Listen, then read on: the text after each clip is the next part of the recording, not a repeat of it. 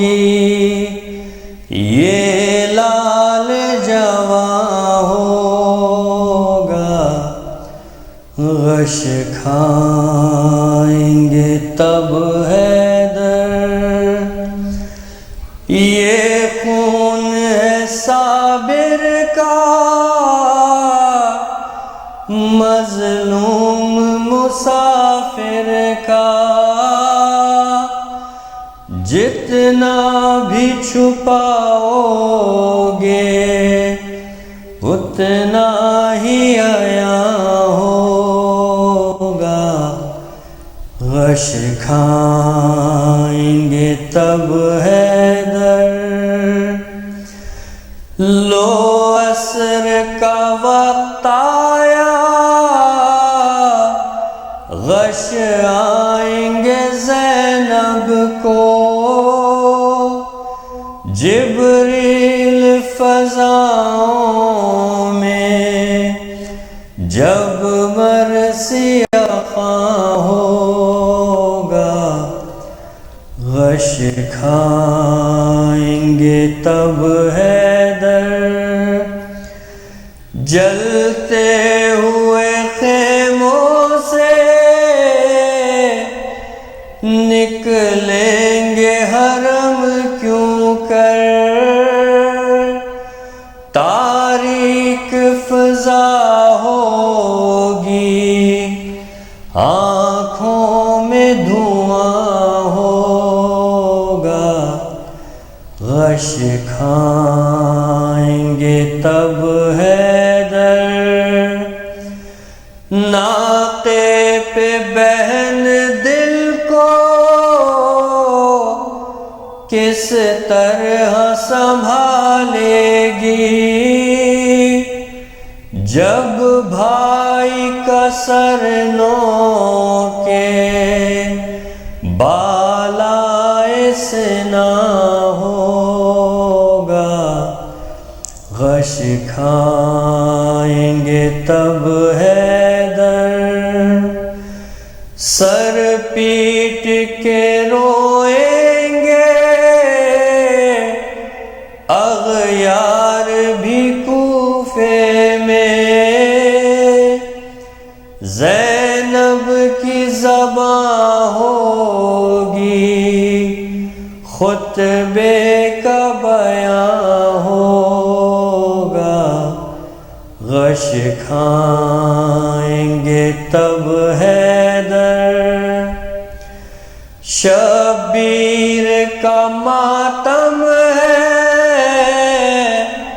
تاریخ مسلم ہے، یہ درد کا افسانہ تا حشر بیاں ہوگا، غش کھائیں گے تب حیدر، آئے گا وزیر اٹھ کر جب قبر سے محشر میں،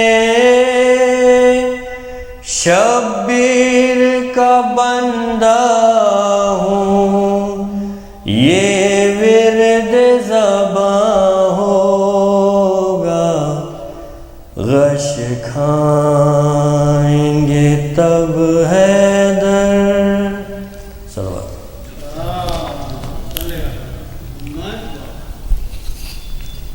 بابا سے بلند صلوات، شباب حسین صاحب مرثیہ پیش کریں گے، نام شباب حسین۔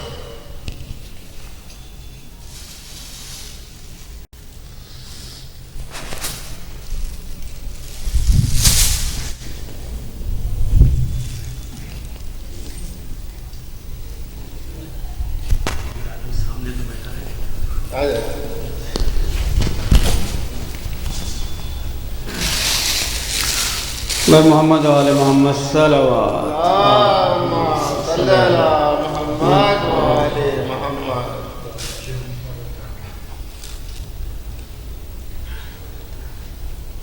سو اس کو ایک منٹ کیا کیا ستم حسین کے دل پر گزر گئے، کیا کیا ستم حسین کے دل پر گزر گئے،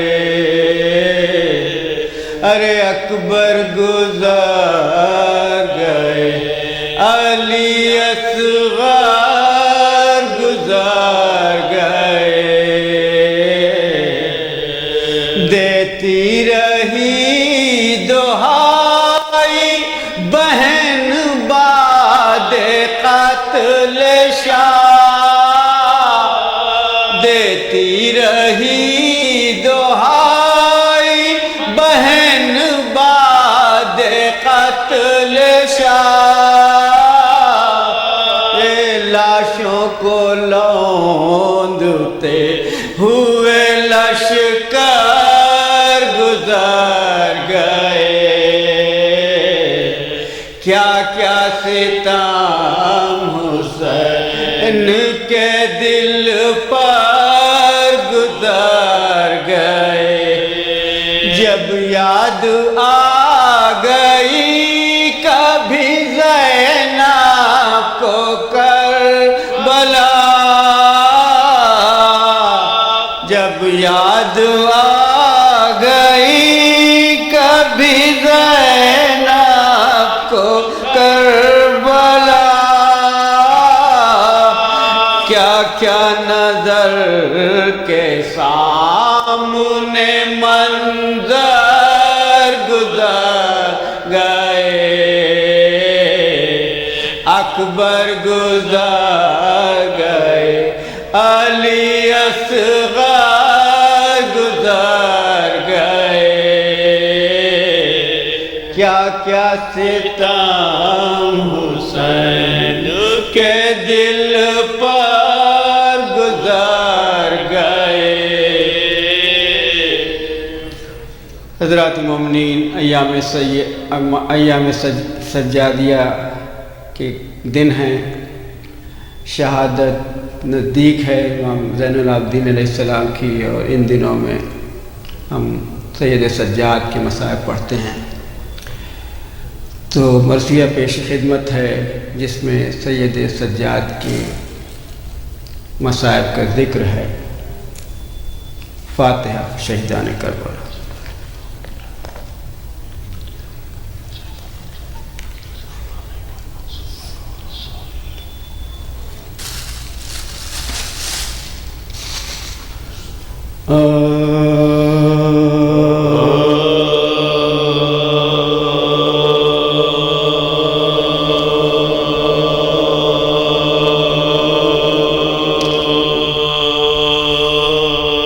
قید خانے میں طلعتم ہے کہ ہند آتی ہے، قید خانے میں طلعتم ہے کہ ہند آتی ہے، دختر فاطمہ غیرت سے موئی جاتی ہے، روح قالب میں جو زندان سے گھبراتی ہے، بے حواسی سے ہر ایک بار وہ چلاتی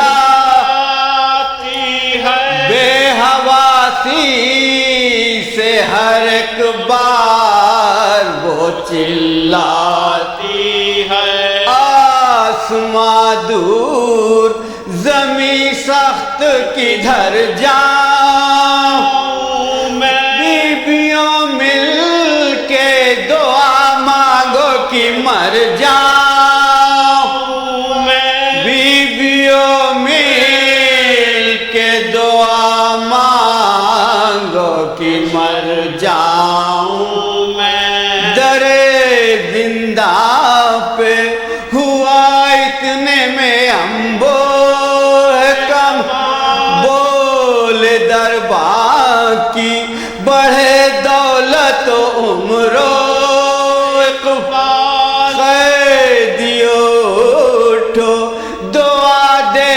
کرو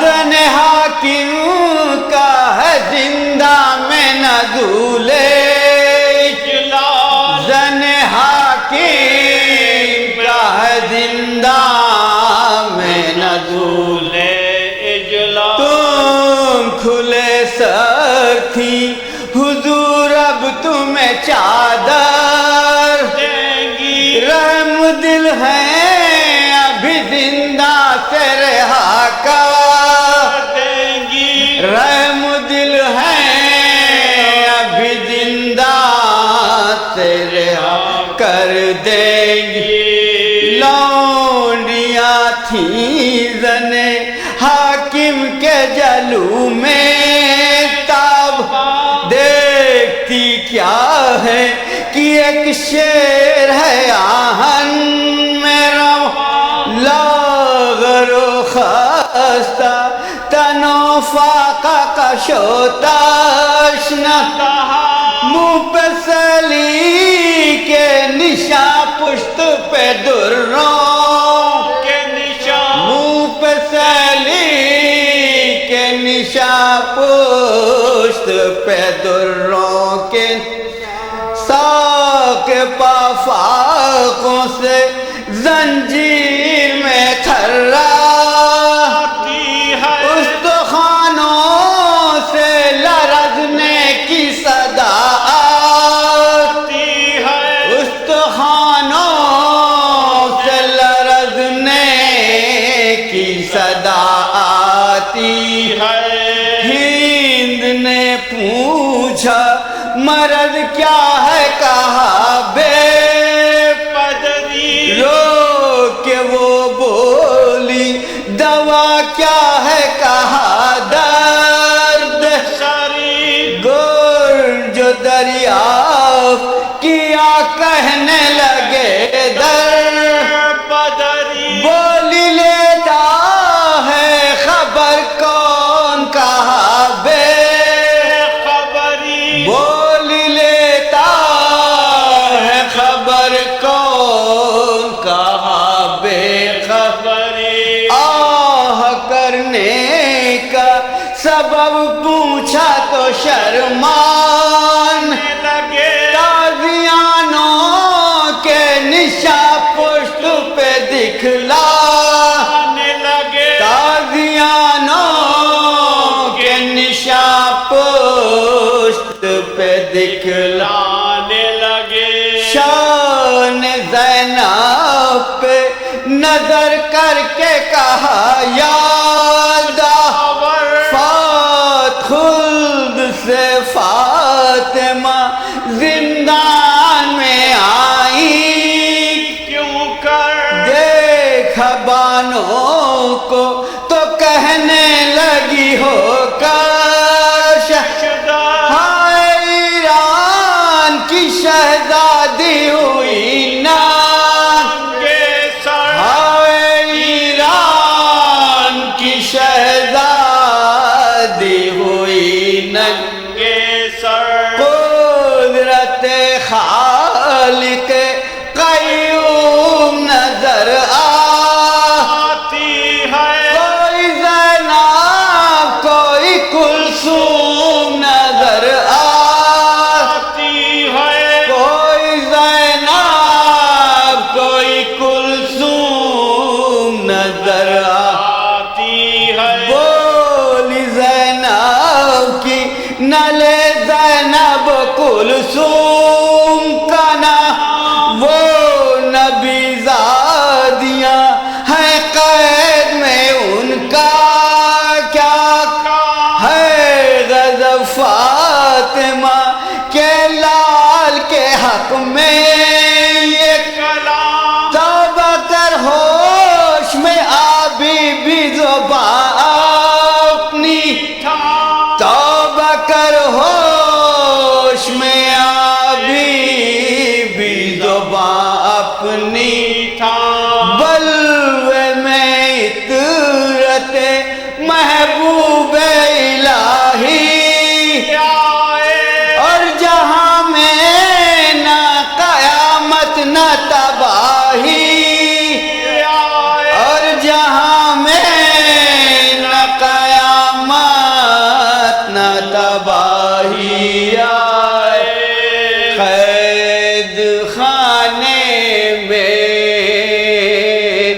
چلا تم ہے کہ ہند آتی ہے.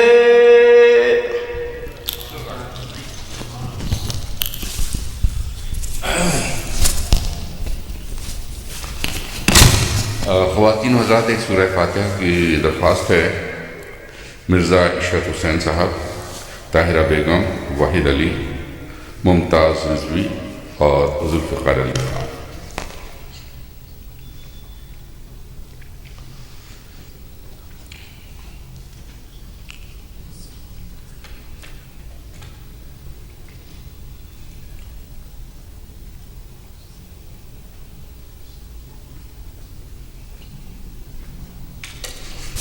صلوات بر محمد وعلی محمد.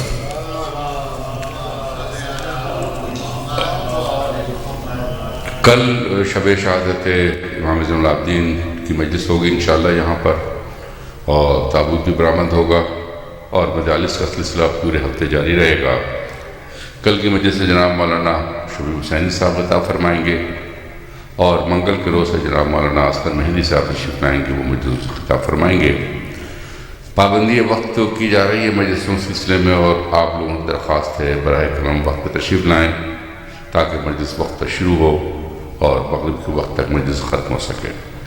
آپ کا تعاون بہت زیادہ اپریشیٹ کیا جائے گا. براہ کرم وقت پہ تشریف لائیں. صلوات بر محمد وعلی محمد.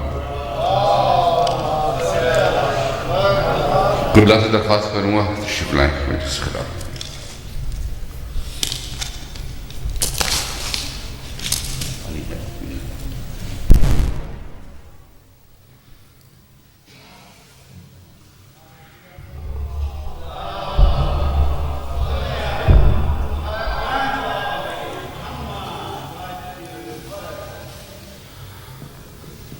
رحم اللہ من قرأ الفاتحہ.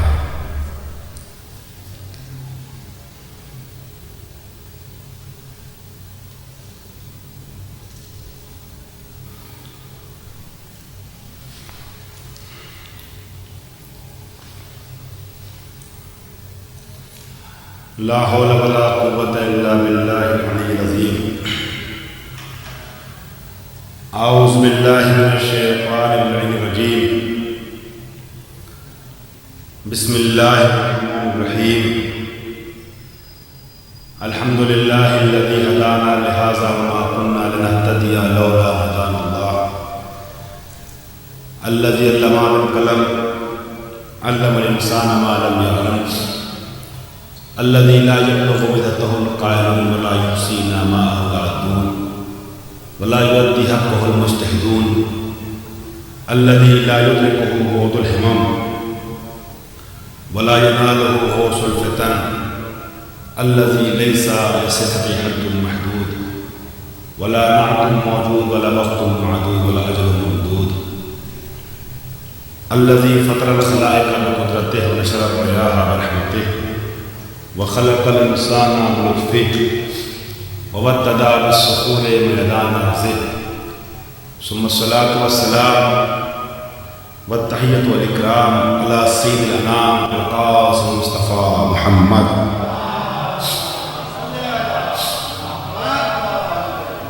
وآله الطيبين الطاهرين المعصومين المنتجبين المظلومين الغر الميامين، سيما ابن عمه علي عليه السلام الذي نصبه علما للإسلام ورفعه لكسر الأصنام جازم عناق النواس باللئام وواظب علوم الأدب لحفظ الكلام واللعنة الدائمة الباقية على أعدائه أجمعين من الآن إلى قيام يوم الدين. أما بعد، فقد قال الله الحكيم في كتابه الكريم: بسم الله الرحمن الرحيم. يسبح لله ما في السماوات وما في الأرض الملك القدوس العزيز الحكيم. صلی اللہ علیہ محمد وعلیہ وسلم.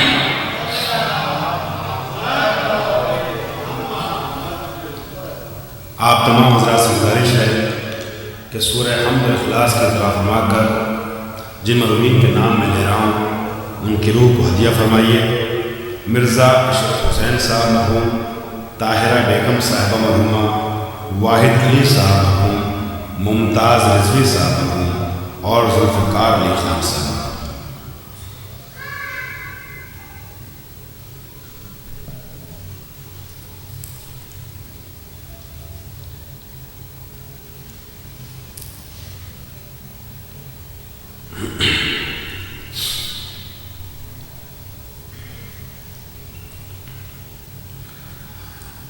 صلوات پڑھیں پر محمد و آل محمد.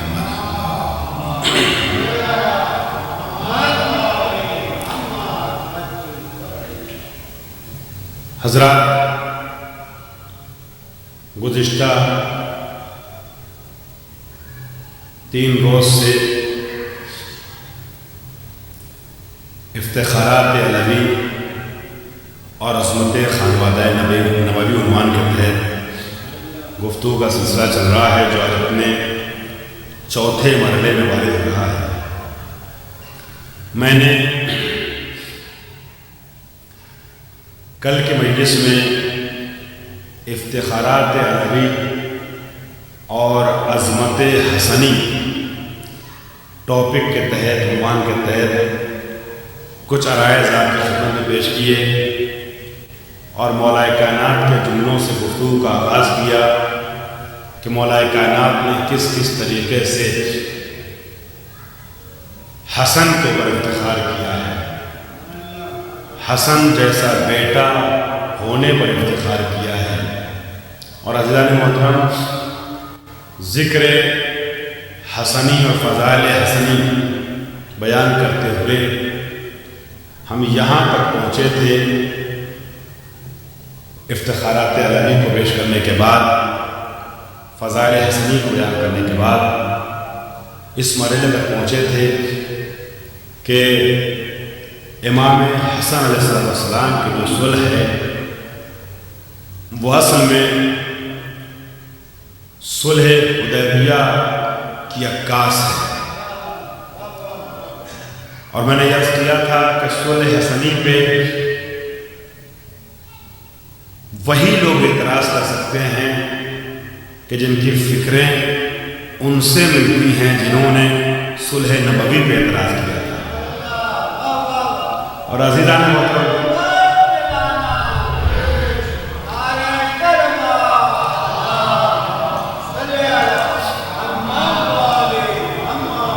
اللہ آپ لوگوں کو سلامت رکھے، اپنے حفظ رکھے. عزیزان محترم، یہ سلسلہ آگے بڑھا اور میں نے کل کی مجلس میں آغاز سخن میں یہ وعدہ کیا تھا آپ سے کہ امام حسن کی صلح کے جو اسباب تھے، جو علتیں تھیں، جو اس کے ریزنز تھے، اسے بیان کروں گا. اور اس کے بعد صلح حسن میں جو امام حسن نے صلح نامہ تحریر کیا تھا، اس میں جو شرطیں لکھی تھیں، ان شرطوں کو آپ کی خدمت پیش کروں گا. لیکن وقت کی قلت کے سبب میں شرائط بیان نہیں کر سکا. آج ذکر حسینی تک علیہ السلام، ذکر حسینی تک مجھے پہنچنا ہے، لیکن یہ سوچ کر کے میں اس کے پہلے ذکر حسنی کے اس رخ کو مکمل کرنا چاہتا ہوں، کیونکہ پنجتن پاک کے افراد میں امام حسین کی بھی وہ ذات ہے کہ ماشاءاللہ اکثر آپ کی شخصیت کا تذکرہ ہوتا رہتا ہے. لیکن پنجتن کی ذوات مقدسہ میں سب سے کم جس ذات کا تذکرہ ہوتا ہے وہ ذات وہ ہے جس کو 10 سال امام حسن نے جس کو 10 سال امام حسین نے اپنا امام مانا، جس کی امامت میں امام حسین نے 10 سال زندگی گزاری اور اطاعت کرتے ہوئے زندگی گزاری، موتی و فرما بردار رہ کے زندگی گزاری. ایسے کہہ دوں مختار کائنات امیر المومنین نے جیسے احمد مختار کے سامنے زندگی گزاری ہے، ویسے ہی اختیار کل رکھنے والے حسین نے حسن مجتبیٰ کے سامنے زندگی گزاری.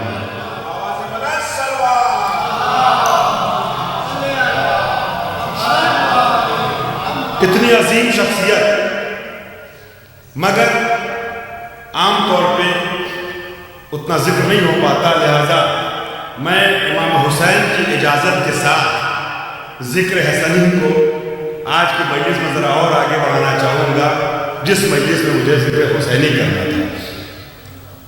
اور ایک وجہ یہ بھی ہے اس کو آگے بڑھانے کی کہ میں نے کل جب امام حسن کا تذکرہ کیا اور صلح حسنی کے اسباب بیان کیے تو اس وقت میں نے آپ کے بہترین ذوق سماعت کو ملاحظہ فرمایا، اور اس ذوق سماعت کو مد نظر رکھتے ہوئے میں نے ایک وعدہ بھی کیا تھا کہ کوشش رہے گی کہ جو شرائط حسنی، شرائط صلح حسنی پیش نہ کر سکا اسے کل کے مجلس میں آگے بڑھاؤں گا۔ لہٰذا میں چاہتا ہوں اپنا وعدہ بھی پورا کر دوں۔ عزیزان محترم، میں نے کل ایک جملہ عرض کیا تھا، ہو سکتا ہے حالانکہ آپ لوگوں نے اپریشیٹ کیا، اپنے مثبت کلمات سے نوازا، مگر ممکن ہے کسی کے ذہن میں خیال آئے کہ وہ جملہ خطابت تھا، خطابت کا حصہ تھا، ہے نا؟ مگر آج اس کو ثابت کرنا چاہوں کہ وہ جملہ خطیب کی خطابت نہیں ہے بلکہ عین حقیقت ہے۔ وہ جملہ میں نے کیا عرض کیا تھا کہ امام حسن نے جو صلح نامہ تحریر کیا ہے، جس کاغذ پہ شرطوں کو تحریر کیا ہے، اس کاغذ کو نسل بنی امیہ کی آبرو کے لیے کفن بنا دیا،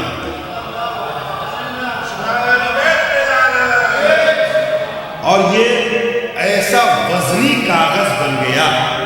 صلح حسنی میں شروط جس کاغذ پہ لکھی گئی، شرائط جس کاغذ پہ لکھی گئی، ایسا وزنی کاغذ بن گیا، اتنا بوجھ ہے اس کے اندر کہ اس کے بوجھ تلے آج تک نسل بنی امیہ دبی ہوئی ہے اور سر بلند نہیں کر پا رہی ہے۔ مجھے نہیں معلوم کہ سر بلندی کا محاورہ کس حد تک پہنچا، اپنا سر بلند نہیں کر پا رہی ہے۔ آج جب ہم شرطوں کو پیش کروں گا تو میرا وہ جملہ کروانا جس میں نے آج دہرایا وہ حقیقت نظر آئے گا۔ جو شرطیں امام نے تحریر کی ہیں ان میں پہلی شرط سے خاندان بنی امیہ کی ذلتوں کے سارے عزیزان گرامی راستے اور ذلتوں کی ساری انتہائیں، ذلتوں کے سارے مراحل کی رونمائی ہو رہی ہے۔ میں کن لفظوں میں بات ادا کروں، کاش کہ میں ایسے الفاظ کا انتخاب کروں کہ بات بھی پہنچ جائے، لفظوں میں سختی بھی نہ ہو، آداب مروز خاطر رہ جائے۔ عزیزان گرامی، بنی امیہ کی ذلتوں پہ سے پردے اٹھنے لگے پہلی ہی شرط کے ذریعے۔ پہلی شرط جو امام حسن تحریر کرتے ہیں، لکھتے ہیں اس شرائط میں، اس کاغذ پر جو ابو سفیان کے بیٹے نے، یزید کے باپ نے سگنیچر کر کے سادہ پیپر، بلینک پیپر، سادہ کاغذ امام کی خدمت بھیجا تھا کہ آپ اس میں شرطیں تحریر کر دیجیے، اور شرطیں جب امام حسن نے تحریر کی ہے تو ان شرطوں پہ اس نے سگنیچر بھی نیچے کیا ہے، اور آج تک وہ شرائط نامہ محفوظ ہے فریقین کی کتابوں میں۔ عزیزان گرامی، وہ شرائط نامہ محفوظ ہے کہ جس کو امیر شام نے ایکسپٹ کیا، مانا۔ جو 7 شرطیں امام حسن نے تحریر کی، 7 شرطوں میں سے کسی ایک شرط کو اس نے اعتراض نہیں کیا۔ اعتراض کرنا بتا رہا ہے کہ امام حسن کی شرطوں کو ایکسپٹ کر رہا ہے۔ اب سنیے گا، پہلی شرط جب امام حسن نے اس کاغذ کو تحریر کی ہے یہ ہے کہ ابھی فی الحال حکومت معاویہ ابن ابو سفیان کے اور معاویہ ابن ابی سفیان کے حوالے کی جا رہی ہے، اس شرط پر کہ وہ جو حکومت کرے گا وہ قرآن اور حدیث کے مطابق کرے گا، قرآن پر عمل کرے گا، سنت پہ عمل کرے گا۔ قرآن اور سنت پر یہ میں عرض کر چکا ہوں، یہ میں کوئی خطابت نہیں کر رہا ہوں، یہ آتھینٹک کتابوں میں ہمارے موجود ہے، ساری بڑی کتابوں میں، اور میں نے کل بتایا تھا اس سلسلے کی سب سے معتبر کتاب، تمام شیعہ علماء کی نظر میں سب سے بڑی معتبر کتاب جو ہے وہ شریف رضی کی کتاب ہے، صلح الحسن۔ اس کا خلاصہ میں آپ کو پیش کر رہا ہوں، اپنے لفظوں میں عرض کر رہا ہوں۔ پہلی شرط یہ ہے کہ حکومت تیرے حوالے کر رہا ہوں اس شرط پر کہ تو کتاب و سنت کے مطابق عمل کرے گا، اور امیر شام نے مان لیا۔ میں ایک مثال کے طور پہ دے دوں، اگر میں یہ کہوں کہ کل سے یہ مائک جو ہے کالر والا یہ آپ یہاں رکھیے گا، سامنے رکھیے گا، تو آپ اعتراض کر سکتے ہیں بھائی وہ تو پہلے سے موجود ہے، کل سے کیا رکھیے گا؟ میں اگر کہوں کہ آپ کل سے آگے آ کے بیٹھیے گا مجلس میں تو آپ کہہ سکتے ہیں بھائی 4 دن سے میں روز آگے بیٹھ رہا ہوں، کیا کل سے بیٹھوں گا؟ جو چیز پہلے سے انجام پا رہی ہے اس کے لیے شرط کیا رکھے گا؟ میں کچھ عرض کر رہا ہوں، امیر شام سے توجہ چاہ رہا ہوں، جنگ جو امام حسن کی ہوئی ہے وہ سن 40-41 ہجری میں ہوئی ہے، سن 20 ہجری میں گورنر بنا ہے، سن 41 ہجری میں جنگ ہوئی ہے جو بعد میں صلح بدلی ہے، 20 سال سے امیر شام حکومت کر رہا ہے، میں کچھ عرض کر رہا ہوں، اور امام حسن اب اس کے حوالے حکومت کرتے ہوئے صلح کے وقت، صلح کے موقع میں کہتے ہیں حکومت چھوڑ رہا ہوں تیرے حوالے کرو مگر اس شرط پہ کہ اب اسے قرآن سنت پہ عمل کرے گا، اور اس نے اعتراض نہ کر کے گویا قبول کر لیا کہ اب تک نہ قرآن پہ عمل کرتا تھا نہ سنت کو مانتا تھا،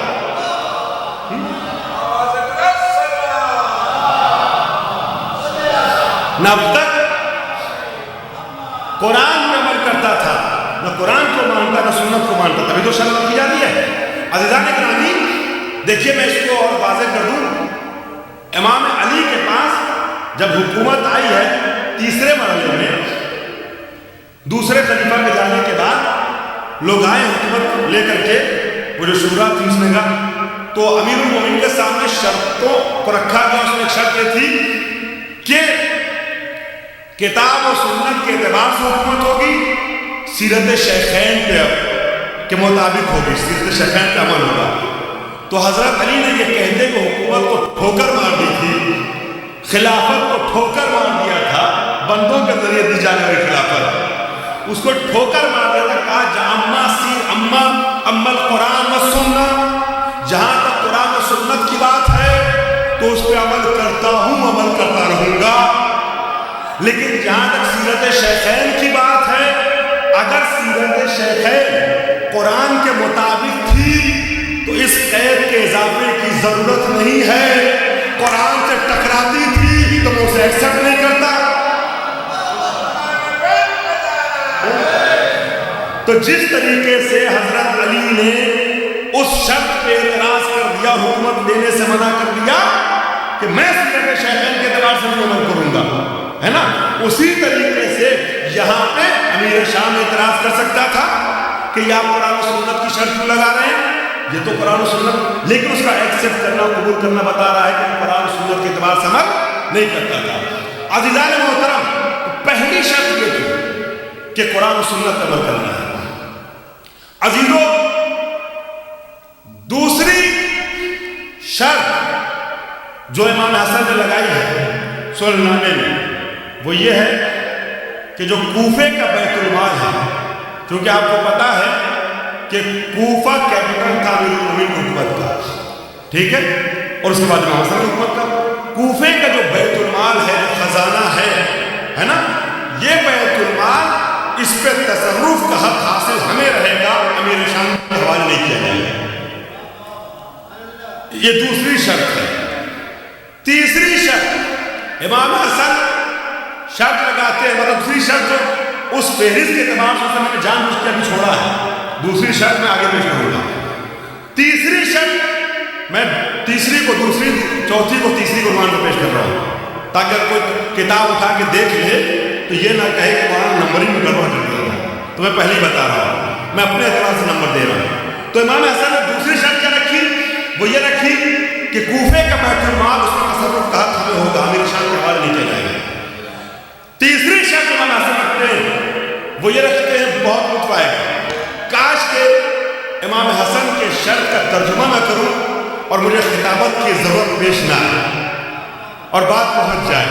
تیسری شرط امام حسن تحریر کرتے ہیں کہ داراب جرد کا، عربی میں داراب جرد کہتے ہیں، فارسی میں داراب گرد ہے، داراب گرد ایران کا شہر ہے، داراب جرد کا جو ٹیکس ہے، جو جزیہ ہے، وہ جزیہ حکومت شام کی جانب سے ہمیں دیا جائے گا۔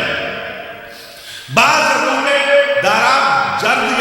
گرد کا نام بھی نہیں تحریر ہے، بس یہ تحریر ہے کہ ہر سال معینہ مقدار میں، وہ مقدار امام حسن نے مشخص و معین کر دی تھی کس مقدار میں، معینہ مقدار میں امیر شام کی جانب سے ٹیکس کے عنوان سے، جزیے کے عنوان سے کچھ رقم امام حسن تک بھیجی جائے گی۔ میں بار بار آپ سے کہہ رہا ہوں، اسے خطابت میں سمجھیے گا، یہ روایت ہے اور صحیح روایت عرض کر رہا ہوں۔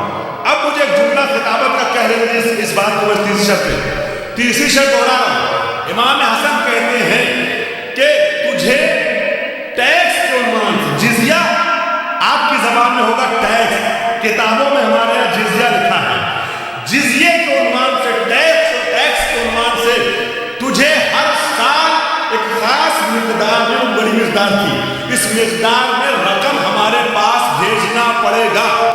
اس نے بھیجا یا نہیں بھیجا وہ بات کی بات ہے، شرطوں پہ عمل کیا کہ نہیں یہ بات کی بات ہے، مگر جب امام حسن نے شرطیں لکھی ہیں تو اس نے نیچے دستخط کر کے ساری شرطوں کو ایکسپٹ کیا ہے، مانا ہے۔ یہ سنیے آپ نے، اب سنیے گا جملہ، عزیزان گرامی، ٹیکس کا قانون جانتے ہیں اسلام میں کیا ہے؟ ٹیکس کا قانون اسلام میں جو ہے کہ ٹیکس کافروں کی جانب سے مملکت میں رہنے اور بسنے والے غیر مسلموں کی جانب سے مسلم حکمراں کو جزیے کے عنوان سے جو رقم دی جاتی ہے اسے ٹیکس کہتے ہیں۔ ہماری زبان میں ہے نا، ٹیکس کے عنوان سے رقم دی جاتی ہے اسے جزیہ کہتے ہیں عربی زبان میں۔ عزیزو، میں پھر جملہ دوہرا رہا ہوں، اسلامی مملکت میں زندگی گزارنے والے کافروں سے جو پیسہ لیا جاتا ہے جزیے کے عنوان سے، کیوں؟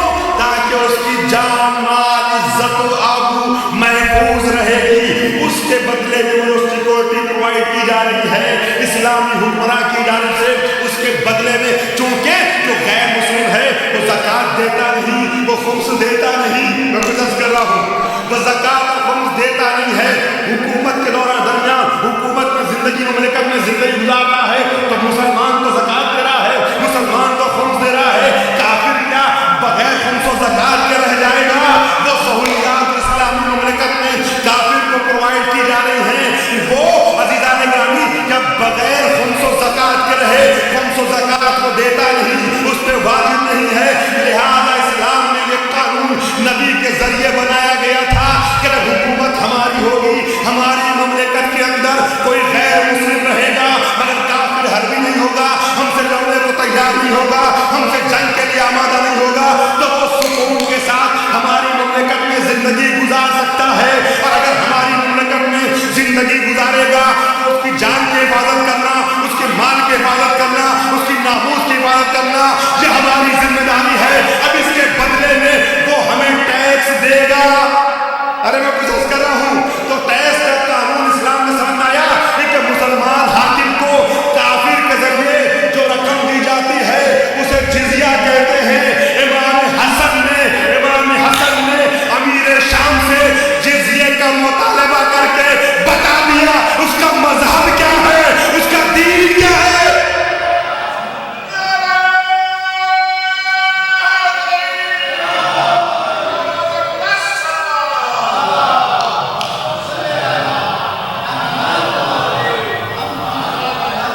آپ لوگ اللہ سلامت رکھے، بہت شکریہ آپ تمام لوگوں کی محبت ہوگا۔ اور امیر شام نے اس شرط کو مان کے جی اس پہ سائن کر کے کہیں نہ کہیں اقرار بھی کر دیا کہ ہمارا ظاہر کچھ اور ہے، باطن کچھ اور ہے۔ وہ امام ہی کیا جو ظاہر کو دیکھے باطن کو نہ پہچانے، لہذا باطن کو پہچاننے میں امام نے اس شرط کا اضافہ کیا۔ تجھے ٹیکس کے بعد 3 شرط ہو گئی، چوتھی شرط جس میں بہت لطف آئے گا آپ کو، میں نے شروع میں چھوڑ دیا تھا تاکہ چند افراد کا اضافہ ہو جائے، ماشاءاللہ مومنین کی تعداد ٹھیک ٹھاک ہو گئی۔ اب میں چوتھی شرط شروع پڑھنا تھا، پڑھ رہا ہوں۔ چوتھی شرط کیا اس سلسلہ میں؟ عزیزان محترم، امام حسن تحریر کرتے جا کے دیکھ لیجیے گا، سنی شیعہ فریقین میں جس نے بھی صلح حسن پر قلم فرسائی کی ہے سب نے ان شرطوں کو لکھا ہے۔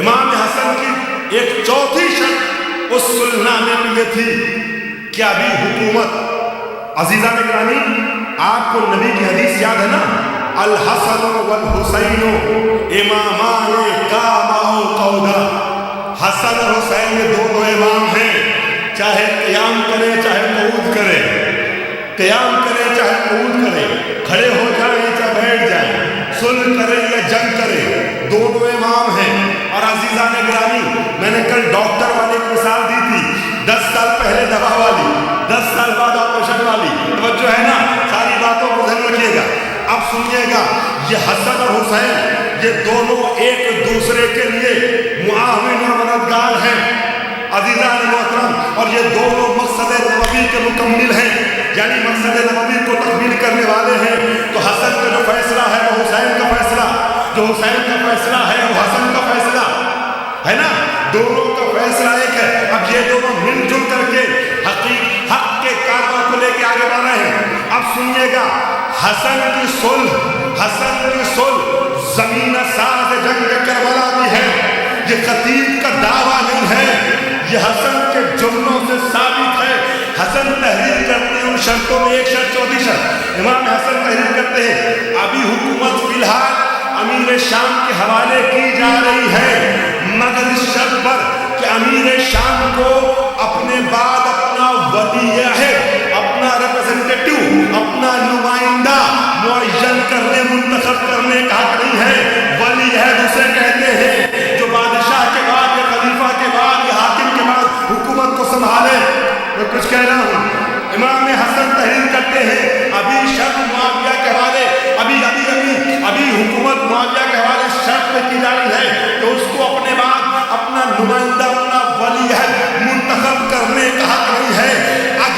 اگر معاویہ کے بعد حسن ابن علی زندہ رہے تو حکومت حسن کا حق ہوگی حسن رخصت ہو گئے تو یہ حکومت حسین کا حق ہوگی امیر شام نے مان لیا جب امیر شام نے شرط کو مان لیا اب سمجھے یہ سیاسی زمین ساز جنگ کربلا کیسے ہے اب جب یہ شرط کاغذ پہ محفوظ ہو گئی دستاویز بن گئی زبانی دعویٰ نہیں رہا اب وہ دستاویز جو مملکت اسلامی میں شام سے لے کے مدائن سے لے کے دمشق سے لے کے مدینے تک گردش کر چکا ہے اس کے بعد اب جب سن 60 ہجری میں معاویہ واصل جہنم ہوتا ہے تو پھر یزید جب اعلان حکومت کرتا ہے تو حسین کا قیام عزیزان گرامی کوئی بھی انسان یہ نہیں کہہ سکتا کہ یہ قیام باغی کی بغاوت ہے ارے میں کچھ کہہ رہا ہوں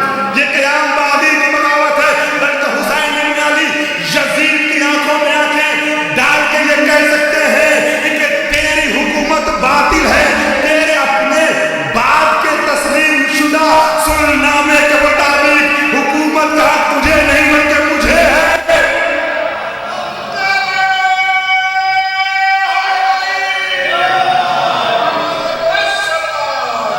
بہت شکریہ حکومت کا حق تجھے نہیں بلکہ مجھے ہے میں جملہ مکمل کر رہا ہوں آپ لوگوں کی اجازت سے اور نثر میں نہیں بلکہ آپ کا ذوق شعری دیتا ہے نثر مکمل کر رہا ہوں جملہ یہ جنگ کربلا کے لیے مقدمہ ہموار کر رہے ہیں حسن زمینہ سازی کر رہے ہیں حسن تاکہ جب یہ شرط لکھ دیا کہ معاویہ کے بعد حکومت کا حق یا حسن کو ہے یا حسین کو ہے اب اگر معاویہ اپنی زندگی میں یزید کے لیے بیعت کرنے کی کوشش کرے تو گویا معاویہ اپنے قبول شدہ عہد نامے کو پاؤں تلے گزرنا ہے یزید اگر حکومت کا اعلان کرتا ہے حسین سے بیعت کا مطالبہ کرتا ہے تو گویا یزید خود اپنے باپ کے لکھے ہوئے باپ کے تسلیم کردہ عہد نامے کو پاؤں تلے کچل رہا ہے عزیزان گرامی اور اب اس کے بعد جب صلح عظیمی نتیجہ بخش نہ ہوگی ظاہری اعتبار سے تو پھر کربلا کا راستہ خود بخود ہموار ہوتا ہوا نظر آئے گا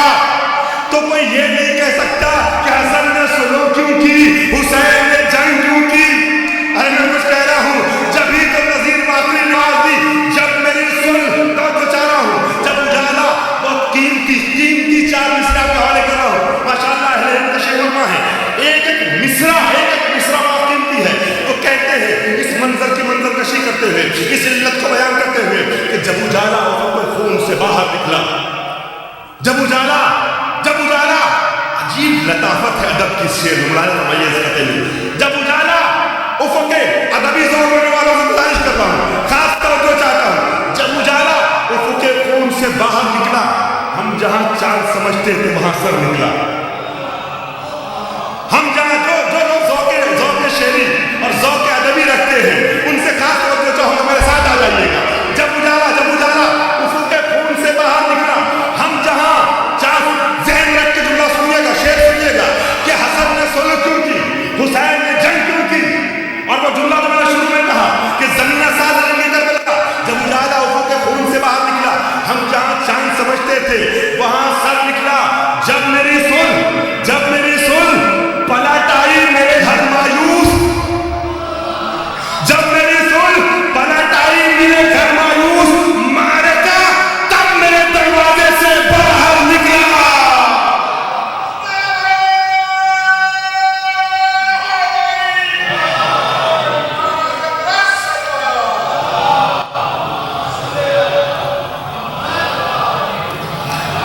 میں میزبانوں کی جانب سے گزارش کروں گا ذرا سلوات پڑھتے آپ لوگ آگے رہیے. آپ سے درخواست کی جا رہی ہے ذرا تشریف لے آگے آگے سلوات پڑھیں آپ لوگ.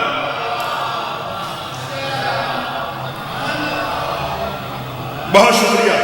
مجمع ماشاءاللہ پورے طریقے سے منظم ہو کر کے بیٹھ چکا ہے ہمارے سامنے.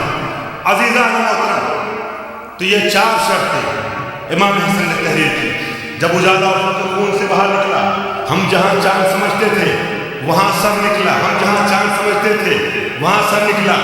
جب میرے سن پلٹ آئی میرے گھر مایوس، معرکہ تب میرے دروازے سے باہر نکلا، معرکہ تب میرے دروازے سے باہر نکلا. آج کی مجلس امام حسن کے لیے بھی ہے، امام حسین کے لیے بھی ہے. تو اب اسی ردیف و قافیے میں اگلے دو شعر سن لیجیے نذیر باقری کے. معرکہ تب میرے دروازے سے باہر نکلا، بڑا قیمتی شعر نذیر باقری کہتے ہیں. عزیزان گرامی آواز دیتے ہیں کہ جو مسافر غم شبیر سے بچ کر نکلا. بڑے خوبصورت مصرے ہیں. جو مسافر غم شبیر سے بچ کر نکلا، ذلت دربدری اس کا مقدر نکلا. جو مسافر ماشاءاللہ بڑا بہترین ذوق سماعت ہے. اس بہترین ذوق سماعت کے حوالے دوسرا شعر کر رہا ہوں. جو مسافر غم شبیر سے بچ کر نکلا، ذلت دربدری اس کا مقدر نکلا، اس کا مقدر نکلا، اس کا مقدر نکلا. مسجدوں میں تو ملے سینکڑوں سجدے لیکن قتل گاہوں میں فقط سجدہ سرور نکلا. صلوات محمد و آل محمد. مسجدوں میں تو ملے سینکڑوں سجدے لیکن قتل گاہوں میں فقط سجدہ سرور نکلا. عزیزان گرامی، یہی سجدہ تو وہ معتبر سجدہ ہے کہ تہے شمشیر سجدہ وہ بھی اتنا معتبر سجدہ، تہے شمشیر سجدہ وہ بھی اتنا معتبر سجدہ. اسی سجدے کو دیکھ کر کے تو شاعر مشرق کا وہ شعر سامنے آیا جو مشہور زمانہ بن گیا. اسلام کے دامن میں بس اس کے سوا کیا ہے؟ ایک ضرب ید اللہ، ایک سجدہ اللہ. اللہ اکبر. عزیزان گرامی، امام حسن 5ویں شرط تحریر کرتے ہیں سنانے میں کہ آج کی بات سے تمہاری حکومت کے اہلکاروں کے ذریعے، سپاہیوں کے ذریعے، فوجیوں کے ذریعے، افراد کے ذریعے، تمہارے چمچوں کے ذریعے، تمہارے لوگوں کے ذریعے، تمہارے ساتھیوں کے ذریعے مظلوموں پہ کسی پر ظلم نہیں کیا جائے گا، مظلوموں کو ستایا نہیں جائے گا، خاص کر شیعیان علی کا پیچھا نہیں کیا جائے گا. اس کا مطلب امام بتا رہے ہیں کہ اس کی حکومت ظالم حکومت ہے. مظلوموں پہ ظلم نہیں کیا جائے گا، بے سہاروں کو ستایا نہیں جائے گا. عزیزان گرامی، یہ اس کا بیٹا شرط رکھ رہا ہے کہ جس کے باپ نے حکومت کے آخری دن ہے نا، آپ نے سنا نا صوت العدالت الانسانیہ، مشرق شناس کا یہ کتاب علی کے بارے میں، صوت العدالت الانسانیہ، عدالت انسانی کی آواز علی کہتے ہیں. یہ اس کا بیٹا شرط لکھ رہا ہے کہ جس کے لیے جارج الداغ نے جو ہے تحریر کیا قتل علی شدت عدلہ، علی کی سبابت شہادت کا سبب ان کی عدالت ہے. جس نے کوفے کے میدان میں آخری دنوں میں کھڑے ہو کر کے اعلان کر کے مجمع کو بلا کے پوچھا تھا کہ کیا تم میں کوئی ایک ایسا ہے جو میرے 4.5 سالہ حکومت کے دوران کبھی بے سایہ سویا ہو، کبھی بے لباس رہا ہو، کبھی بھوکا سویا ہو؟ اللہ اکبر، 4.5 سال کی حکومت میں نہ کوئی بے سایہ رہا، نہ کوئی بے لباس رہا، نہ کوئی بھوکا رہا۔ ایسا عدالت کا نظام تھا۔ عزیزان محترم، اس علی کا بیٹا لکھ رہا ہے کہ ظلم سے پرہیز کرنا، ظلم سے پرہیز کرنا۔ اور اس کے بعد عزیزان محترم، شرطوں کو آگے بڑھاتے ہوئے امام حسن تحریر کرتے 7ویں شرط، 6ٹھی شرط امام تحریر کرتے ہیں کہ اب ایک شرط ہے جو پوری مجلس ہے، کاش کہ پہنچ جائے وہ شرط امام حسن۔ عزیزان محترم، امام تحریر کرتے ہیں صلح نامے پر 6ٹھی شرط کہ دیکھو تمہیں جنگ صفین اور جنگ جمل میں امیر المومنین کی جانب سے لڑتے ہوئے شہید ہو جانے والوں کا خوبہ مجھے دینا پڑے گا، تم ان کا خوبہ مجھے دو گے۔ اللہ اکبر، جو نہا خون بہا ہے اس کے بدلے میں تم دو گے مجھے خوبہ۔ عزیز، اب سوال یہ پیدا ہوتا ہے کہ امیر شام نے شرط مان کیوں لیا؟ حضرت علی نے، حضرت امام حسن نے شرط میں کیا لکھا کہ صفین اور جمل میں مارے جانے والے شہداء، ان کے خون کے بدلے میں جو رقم دی جاتی ہے وہ تم مجھے دو۔ اور اس نے مان لیا۔ امیر شام کو پلٹ کے یہ کہنا چاہیے تھا کہ صفین میں جو لوگ مارے گئے ان شہداء کا خون بہا ہم سے جو تم مانگ رہے ہو یہ تو سمجھ میں آتا ہے، میں دوں گا، جمل والوں سے میرا کیا لگتا؟ مگر اس نے قبول کر لیا۔ اس کا مطلب یہ ہے کہ حسن بتانا چاہ رہے ہیں کہ جنگ جمل لڑنے والے مدینے سے آئے تھے، جنگ ہوئی بصرے میں تھی، مگر اس کا منصوبہ شام میں بنایا گیا تھا، اس کا ماسٹر پلان شام میں بیٹھا ہوا تھا۔ اب آخری شرط آپ کے حوالے کر دیں، جس پہ ذرا سا میں 3-4 آگے آپ کو بہت پرکیف وادی میں لیکن تحقیقی اعتبار سے ذرا چلنا چاہوں گا، روکوں گا۔ آخری شرط امام حسن لکھتے ہیں کہ میرے والد حضرت علی مرتضیٰ کے اوپر سب و شتم کا سلسلہ ممبروں سے، شام کے ممبروں سے روکا جائے، علی کو گالیاں دی جانا بند کیا جائے۔ غور کرنا، اس نے تسلیم کر لیا۔ عزیزان محترم، شام وہ جگہ تھی جہاں پر مولا کائنات کو گالیاں دی جاتی تھی، خطبہ جمعہ میں سب و شتم کیا جاتا تھا۔ اللہ اکبر، جو نبی کا بھائی بھی ہے، نبی کا داماد بھی ہے، نبی کا وصی اور جانشین، اگر تم بلا فضل نہ مانو تو تیسرا خلیفہ تو ہے، چوتھا خلیفہ تو ہے، 3 کے بعد تو ہے، مگر علی پر شام میں لعنتیں برسائی جاتی ہیں علیہ السلام۔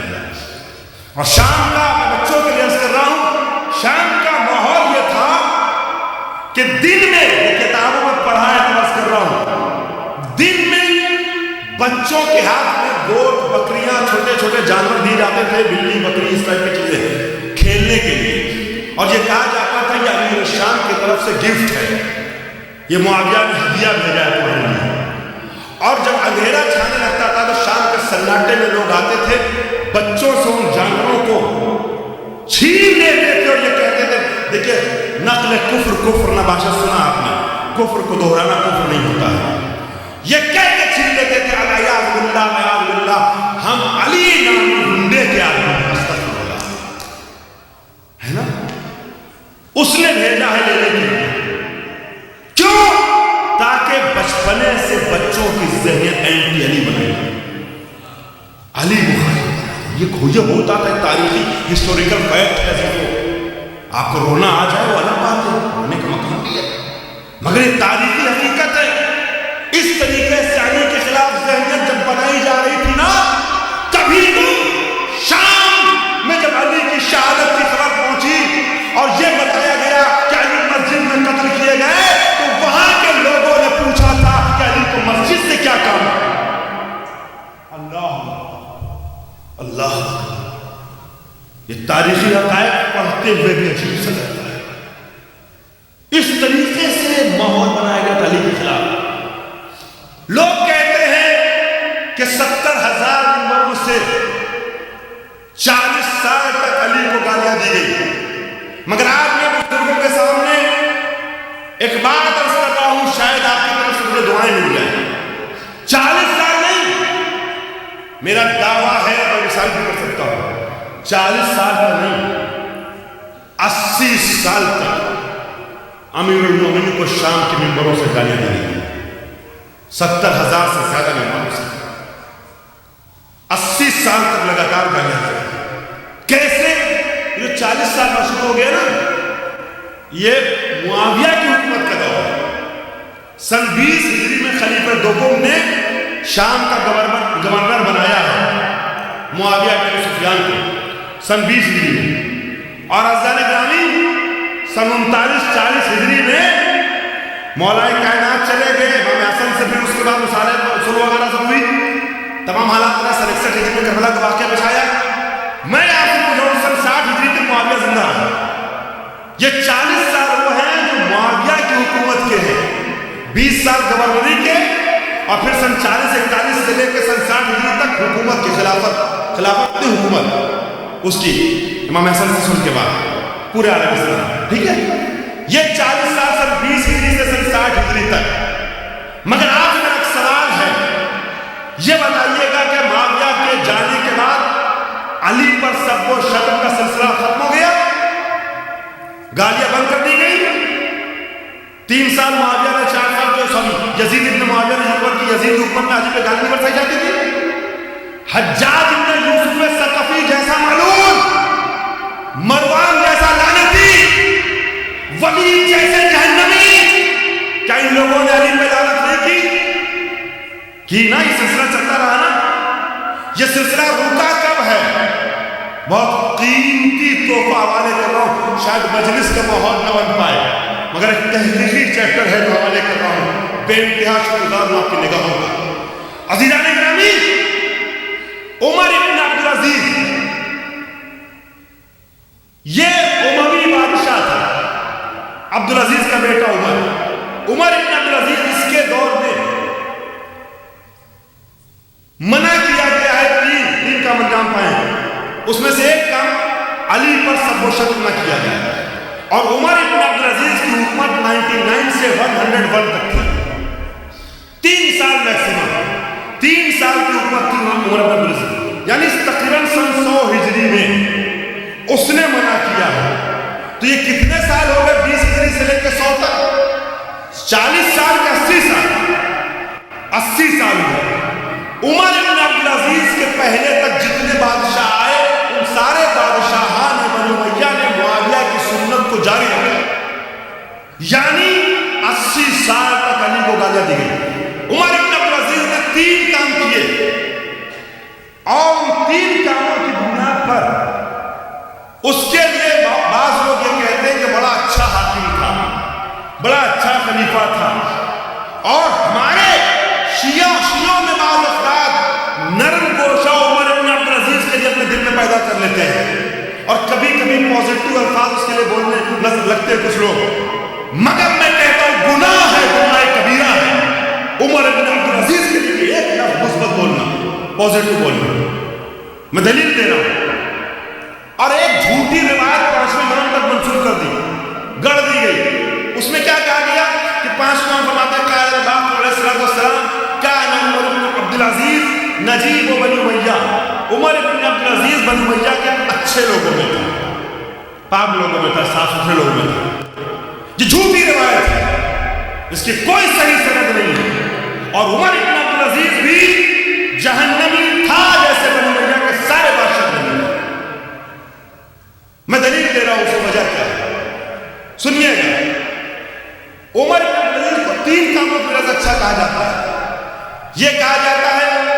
کہ اس نے دیکھیے میرا لہجہ جو ممبر سے خطابت کروں خطابت کا ہے ورنہ لہجہ ڈانٹنے کا نہیں ہے، وہ بات ویسے نہیں، پیار سے باتیں کر رہا ہوں، پیار بھرا پیغام دے رہا ہوں، اور اگر کسی کو بات نہیں لگے تو گفتگو کرنا چاہے، بات کرنا چاہے تو بہت اچھی بات ہے، میں بھی یہاں پر ہوں، سے سوال کر سکتا ہے، گفتگو کر سکتا ہے بعد میں۔ عزیزان گرامی، فی الحال ایک تحقیق آپ کے حوالے کر رہا ہوں، 3 کام کہا جاتا ہے۔ پہلی چیز یہ کہی جاتی ہے کہ عمر بن عبدالعزیز نے حدیث پیغمبر لکھے جانے کی اجازت دی۔ وہ جو خلیفہ عمر کے دور میں حدیث لکھے جانے کا سلسلہ بند کر دیا گیا تھا، بہانہ بنایا گیا تھا کہ حدیث اور قرآن مل نہ جائے، مخلوط مکس نہ ہو جائے، لہذا حدیثوں کو ہٹاؤ یہاں سے، صرف قرآن لکھا جائے گا، اور حدیث پیغمبر منگا گھروں سے نکلوا کے جلوائی جاتی ہے۔ اللہ اکبر، خود ان کی بیٹی جن کو ام المومنین کہا جاتا ہے، ان کا یہ بیان ہے کہ 500 حدیثیں میرے گھر میں رکھی ہوئی تھی رسول اکرم کی، میرے بابا نے منگوایا، میں سمجھی کہ شاید اس کا جمع کرنے کا کام ہو رہا ہے، جب میں 500 حدیثیں لے کے گئی تو میرے بابا نے میرے سامنے رسول کی 500 حدیثیں جلا دی۔ یہ کام وہ حدیثیں اکٹھا کی جا رہی تھی جمع کرنے کی، کتاب بنانے کے لیے، جلانے کے لیے، ختم کرنے کے لیے۔ اللہ اکبر، کیا ستم کیا زمانے نے رسول زمانہ آنکھ بند ہوتے ہی۔ اسی لیے میں کہتا ہوں یہ دشمنی زہرا سے نہیں تھی، ان کی دشمنی علی سے نہیں تھی، دشمنی خود نبی سے تھی، یہ نبی کی دشمنی تھی، یہ نبی کی دشمنی تھی جو نکل رہی تھی پنجتن کے باقی افراد کے ساتھ۔ لما يدخل الایمان فی قلوبہم، قرآن نے ایسے ہی بدبختوں کے لیے کہا تھا کہ یہ لوگ کہتے ہیں قالوا آمنا، یہ لوگ کہتے ہیں ایمان لے آئے، اسلمنا، یہ کون اسلام لے آئے، لما يدخل الایمان فی قلوبہم، یہ وہ منافق ہیں جن کے دل میں ایمان داخل نہیں ہوا ہے، ایسے ہی لوگ قرآن نے کہا، ساری حدیثیں چلتا ہے۔ اب عزیزان گرامی، عمر بن عبدالعزیز کے زمانے تک حدیث لکھے جانے کا سلسلہ بند رہا، البتہ اہل بیت کے چاہنے والوں میں خاموشی سے ہی صحیح، ائمہ کی ہدایت کے مطابق سلسلہ چلتا رہا، کم رہا چلتا رہا لکھنے کا، مگر ان کے یہاں سلسلہ بند رہا، حدیثیں نہیں لکھی جاتی رہی۔ عزیزان گرامی، یہ جو حدیث لکھے جانے کا سلسلہ بتا ہو عمر بن عبدالعزیز کے زمانے میں ایجاد یہ حدیثیں لکھی جائے گی، یہ پوری پلاننگ کے تحت ہوا ہے، سوچی سمجھی سازش کے تحت ہوا ہے۔ وہ سازش یہ تھی کہ حدیثوں میں بھرا تھا ذکر علی، بھلے کے فضائل فاطمی، پور تھی حدیثیں عظمت حسن حسین سے۔ عزیزان گرامی، حدیثوں کو ابھی جلایا جائے گا، جلایا گیا، وہ ساری حدیثیں مٹائی گئی، 80 سال کا گیپ ہوا، نسلیں ختم، نسلیں بدل گئی۔ اب جب جنریشن چینج ہوئی نا تو اس کے بعد عزیزان گرامی یہ جتنے فضائل آل محمد کی طرف تھے وہ جھوٹی فیکٹریوں میں اس کو چینج کر کے ان کی طرف منتقل کیے گئے۔ صدیق اکبر علی کو نبی نے کہا، فاروق حق و باطل علی کو نبی نے کہا۔ غور کر رہے ہیں، یہ سارے فضائل، یہ سارے ارکان جو ادھر کے تھے وہ سب ادھر منتقل کر دیے گئے۔ یہ دعا نبا میں پڑھ لی، صدیق اکبر ہے نہیں معصوم کی زبانی، یہ سارے فضائل ادھر منتقل کیے گئے۔ اب اس منصوبہ بندی کے تحت اجازت دی گئی تھی تاکہ ابو ہریرہ تک منسوخ کر کے جتنی بھی ہو سکے چھوٹی روایتیں کتابوں میں شامل کر دیا۔ اور اب وہ جو فضائل کوفے کے تھے، وہ جو فضائل عزیزان گرامی ان شہروں کے تھے جو اہل بیت سے عشق کرنے والے تھے، وہ فضائل دمشق کے لیے منسوخ کر دیے گئے، منسوخ کر دیے گئے۔ دمشق کا کوئی رابطہ ہی نہیں ہے ان فضائل سے، یہ بنی امیہ کے دور میں یہ مسئلہ ہے۔ دوسری چیز یہ کہی جاتی ہے کہ باغ فدق عمر بن عبدالعزیز نے اہل بیت کے حوالے کیا، باغ فدق حوالے کیا۔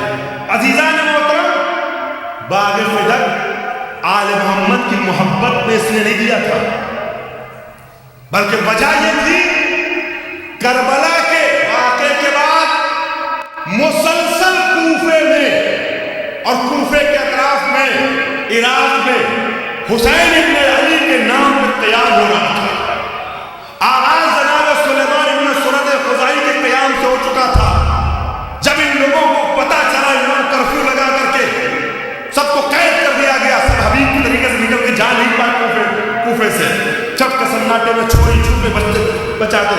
حسین گھیر کے کربلا میں لے جائے گئے. اور جب عزیزان گرامی ان لوگوں کو پتا چلا کوفے والوں کو کہ حسین مارے گئے ہیں, تو جناب سلیمان ابن سرد خزاعی کی سربراہی میں 4000 شیعیان حیدر کرار سر پہ کفن باندھ کے میدان میں آئے, یا نصارات الحسین, یا نصارات الحسین, ہم خون حسین کا انتقام لیں گے. یہ سب اللہ شہید ہیں, سب حسین کی محبت میں مارے گئے.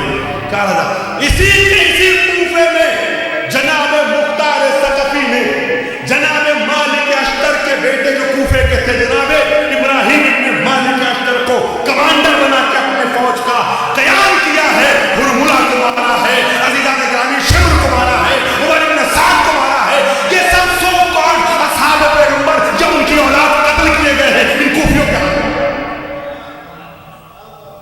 میں کچھ عرض کر رہا ہوں, عمر ابن سعد صادق بن وقاص کا بیٹا ہے. عزیزان گرامی محمد ابن اشرف میں بتا چکا ہوں کس کا بیٹا ہے, خلیفہ اکبر کا سگا بھانجا وہاں سے آیا تھا. یہ سب مارے گئے. تو کوفیوں نے قیام کیا. جناب مختار نے کہا پھر یہ کوفیوں کا قیام اور بھی دوسرے شہروں تک پہنچا. کوفیوں سے تھوڑا سا لوگوں نے درس لیا کہ حسین مارے گئے. نتیجہ یہ ہوا کہ ہر جگہ قیام ہو رہا تھا, اور جو بنی عباس نے قیام کیا ہے نا, حکومت پائی ہے, سن 132 ہجری میں بنی امیہ سے حکومت لینے میں کامیاب ہوئے, انہوں نے بھی یا نصارات الحسین کا نعرہ بلند کر دیا کہ ہم حسین کے خون کا بدلہ لینے کے قیام کر رہے ہیں بنی امیہ کے خلاف. یہ الگ بات ہے, ان معلوموں کو جب حکومت مل گئی تو بنی امیہ سے زیادہ اماموں کو قتل کیا ہے بنی عباس نے, مگر جو قیام کیا ہے وہ حسین کے نام پر کیا ہے. تو عزیزان گرامی 5ویں امام کا دور ہے عمر بن عبدالعزیز کا.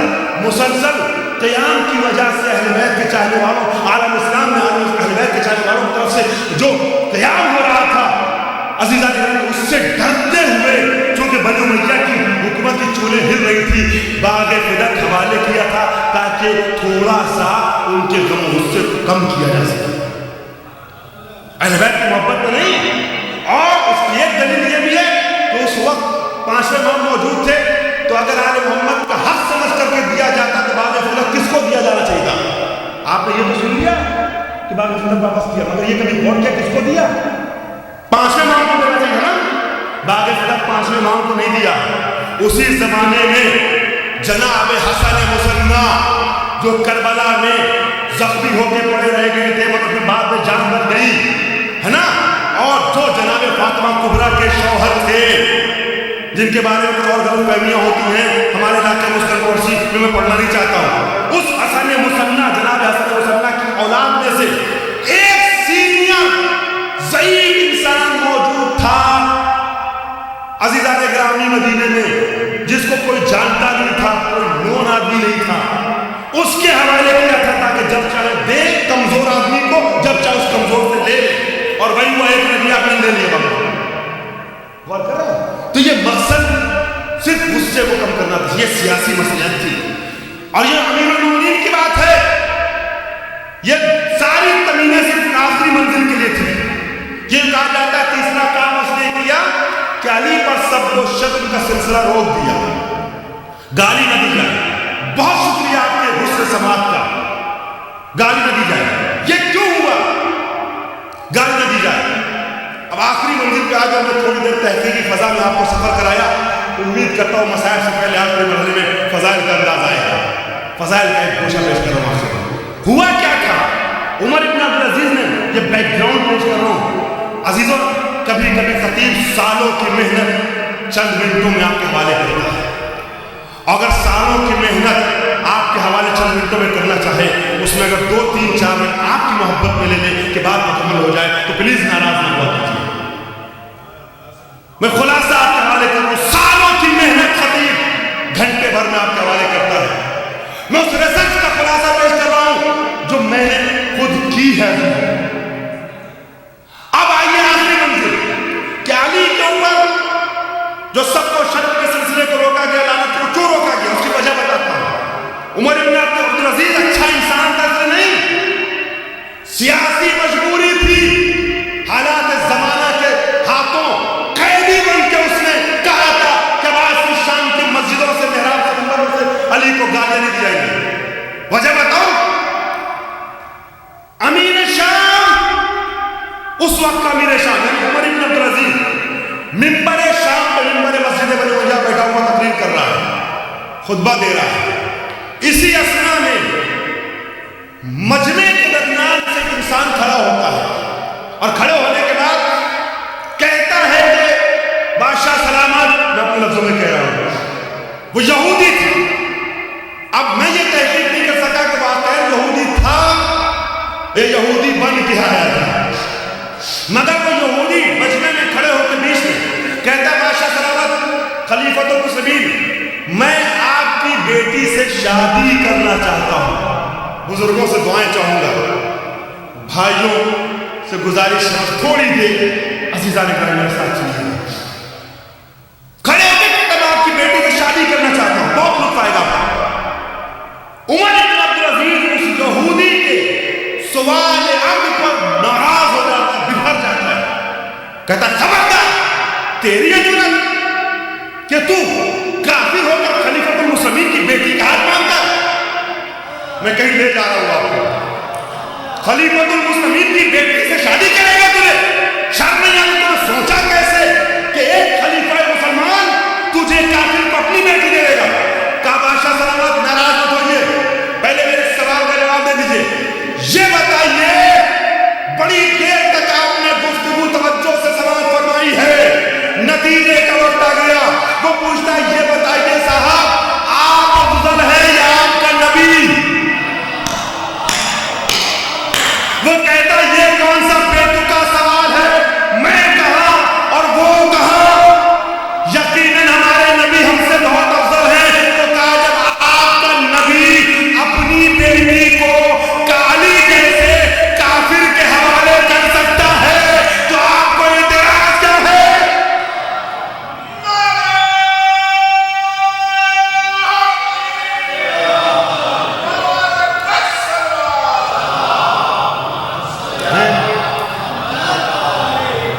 آپ کو اعتراض کیا ہے؟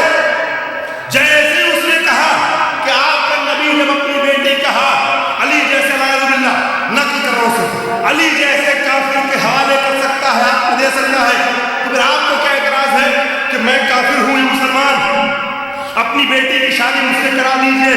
تو اس وقت عمر بن عبدالعزیز شام کا وہ منبر جہاں سے 80 برسوں سے علی کو گالیاں دی جا رہی تھی، اس منبر کو مرکز سناخانیے حیدر کررام میں بدلتے ہوئے عمر بن عبدالعزیز کہتا ہے اپنی مجبوری کے تحت اس یہودی سے کہتا کس نے کہا کہ علی کافر تھے؟ میں کچھ عرض کر رہا ہوں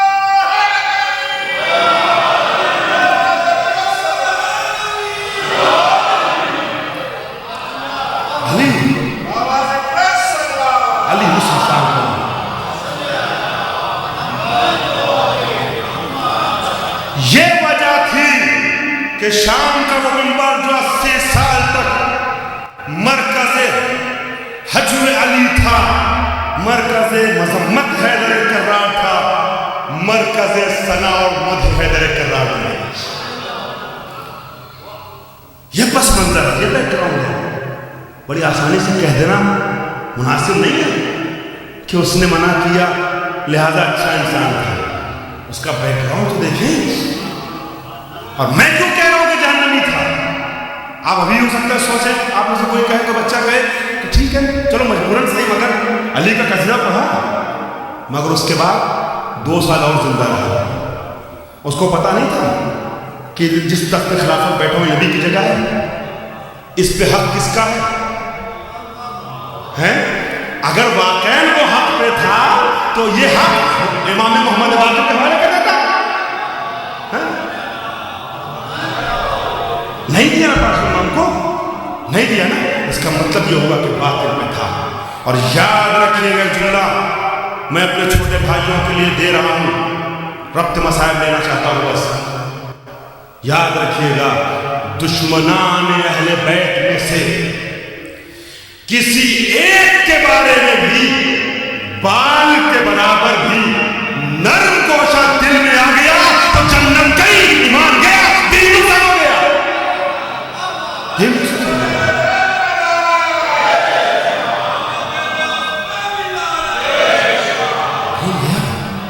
اللہ اکبر. سوچنا بھی گناہ ہے آل محمد کے دشمنوں کے لیے ذرا سا بھی. اللہ اکبر. عزیزو، عظمت حسینی اور افتخارات علوی وہاں نہیں پہنچ پایا. اب اگر گنجائش نہیں تو کل چونکہ امام سجاد اور حضرت علی کو پیش کرنا تھا، لہذا شاید ارادہ تو نہیں تھا، مگر آج بالکل ذکر نہ کر سکا الگ سے امام حسین کا، تو شاید تو کچھ تذکرہ امام حسین کا کر دوں. آج میں نے آپ کے بہترین انداز سماعت کو دیکھا تو میں نے شرائط حسنی کو آگے بڑھا دیا. بے انتہا شجاعت اور محبتوں کا کہ آپ نے تحقیق طلب سامع ہونے کا حق ادا کیا. بہت شکریہ. عزیزان گرامی، علی نے ایسے بچوں میں افتخار کیا ہے، ایسے بچوں میں افتخار کیا ہے.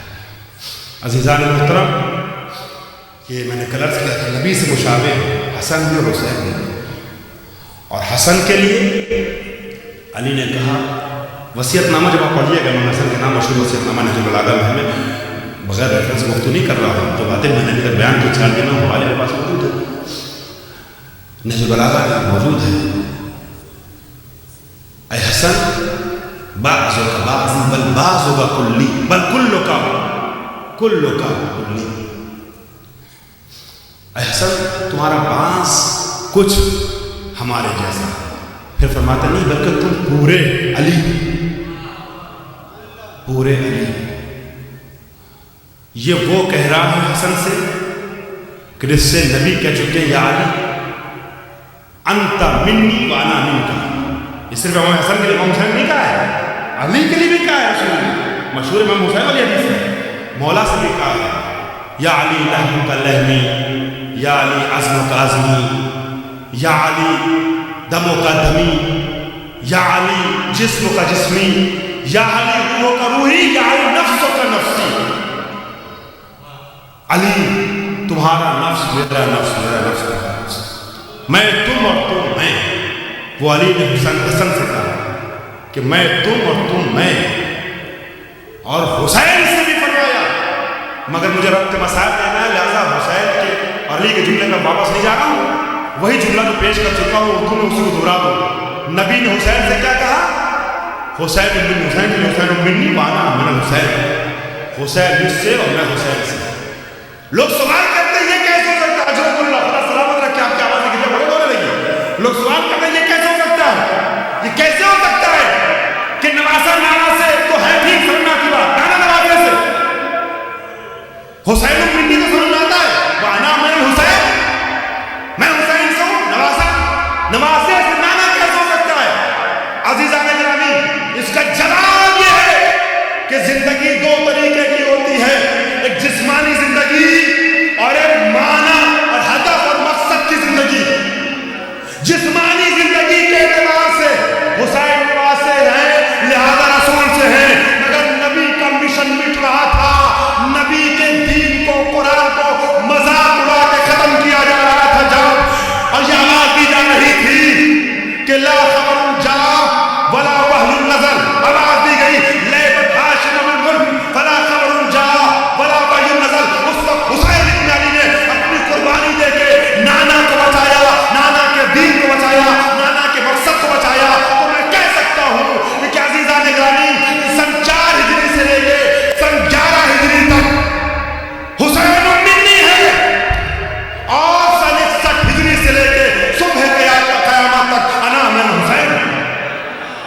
میں حسین سے ہوں.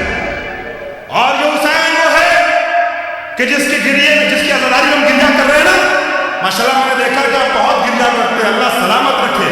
اور یہ آپ کا حسن ختم نہ ہونے پائے. خدا سے دعا کیجئے گا، ہماری بھی دعا ہے کہ آپ لوگوں کی یہ سفر ختم نہ ہونے پائے، زمانے کی نظر نہ لگنے پائے. خوش نصیب ہے وہ عزادار جو حسین کے غم میں آنسو بہا لے. اللہ اکبر. آپ تمنائے زہرا ہے نا، اپنے مقصد حیات کے ساتھ وفاداری کا ثبوت دیتے ہیں. عزیزان گرامی، حسین پر رونا رسول کی بھی سیرت ہے، زہرا کی بھی تمنا ہے، سارے اماموں کی سنت ہے، مگر سب سے زیادہ سنت کس کی جانتے ہیں؟ وہ امام جو کربلا کے واقعے کے بعد 28 سال تک روتا رہا. 35 سال تک آنسو آتا رہا. سن 170 سے لے کے 95 تک روتا رہا. اللہ پر امام بہت روتے تھے. منہال آئے، منہال کوفی، ہمارے اب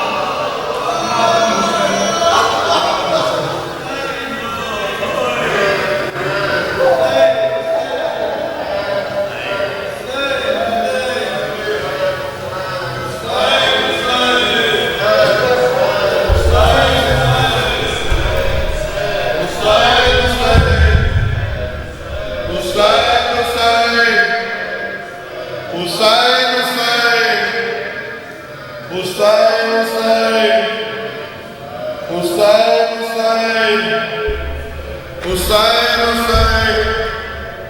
حسین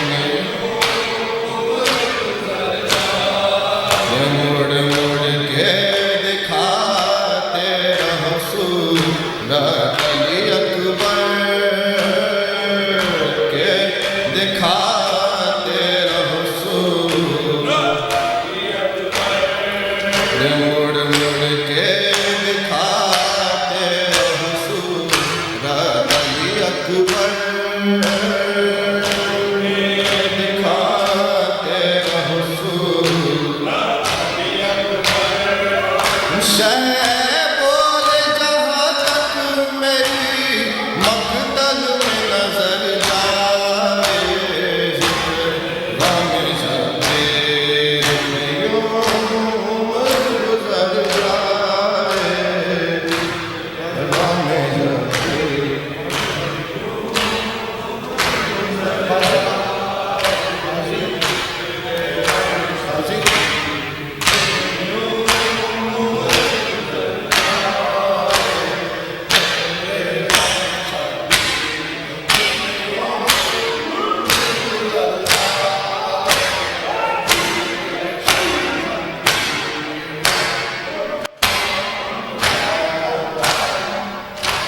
زیارت نماز کے بعد نماز پڑھے ہوں تشریف